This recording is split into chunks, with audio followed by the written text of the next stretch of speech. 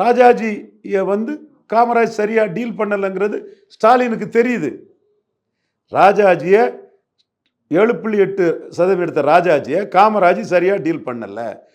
தான் AICC president ஆகிட்டோம், 2 பிரதமரை கமாண்ட் பண்ணிட்டோம், அப்போ நம்ம எங்கேயோ போயிட்டோம், நேரு வாரிசு காமராஜ் தான் சுந்தரம் பிள்ளைக்கு பாட்டில் மயங்கி இருக்கிறாரு. நீங்கள் அந்த பாட்டை கேட்டிருப்பீங்க. அப்போ அவ்வளோக்குள்ள கமாண்டிங் பொசிஷனில் இருக்கிறாரு.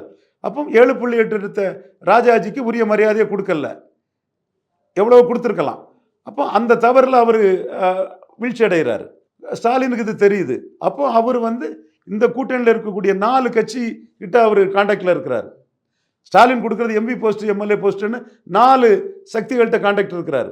ஸோ ஸ்டாலின் வந்து காமராஜுக்கு தவறுலேருந்து பாடத்தை படிக்கிறாரு, கலைஞருக்கு தவறுலேருந்து பாடத்தை படிக்கிறாரு, மக்கள் தலைவர் தவறுலேருந்து பாடத்தை படிக்கிறாரு, புரட்சி தலைவி ஜெயலலிதா அம்மையார் தவறுலேருந்து பாடத்தை படிக்கிறாரு. ஸோ ஸ்டாலின் வந்து 62 காமராஜ் பொசிஷனில் இருக்கிறாரு. 67 ஆயிரக்கூடாதுங்கிறதுலையும் அலர்ட்டாக இருக்கிறார்.